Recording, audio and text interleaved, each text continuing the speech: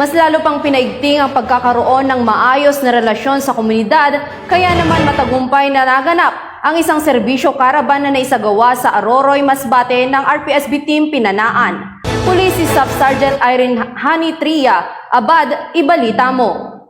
Labis-labis na tuwa at galak ang naging hatid sa mga residente ng Barangay Pinanaan, Aroroy, Masbate dahil sa magkakatuwang na paglunsad ng iba't ibang ahensya ng gobyerno sa isinagawang serbisyo karaban sa kanilang barangay. Naging matagumpay at naisakatuparan ang pagpapaabot ng iba't ibang serbisyo sa naturang barangay sa pagsisikap ng mga miyembro ng Revitalized Police sa Barangay Team Pinanaan sa pangunguna ni Police Captain Marvin D. Mijares, katuwang ang lokal na pamahalaan ng Aroroy sa pangunguna ng kanilang alkalde na si Honorable Arturo B. Virtusio. Kabilang sa serbisyong hatid ay ang pagpapadali ng pagproseso ng mga importanteng dokumento mula sa Philippine Statistics Authority, PhilHealth, SSS at Land Transportation Office. Nagpaabot din ng kani-kanilang mga programa ang mga ahensya tulad ng Bureau of Fire Protection, BJMP, TESDA, Provincial Agriculture Office at marami pang iba.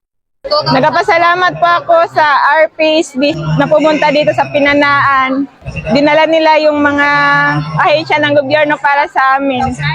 Handog naman ang Provincial Advisory Group for Transformation and Development ang programa para sa mga kabataan na labis na nagdulot sa kanila ng kasiyahan. Taos-pusong nagpapasalamat ang kanilang punong barangay na si Honorable Richard Sandig dahil sa mga programang patuloy na ipinapaabot sa kanilang barangay. Ang Masbate PNP ay patuloy na magsasagawa ng mga programa upang mapagtibay ang ugnayan ng komunidad at kapulisan, partikular sa paghahatid ng serbisyo para sa isang maayos at maunlad na pamayanan tungo sa bagong Pilipinas.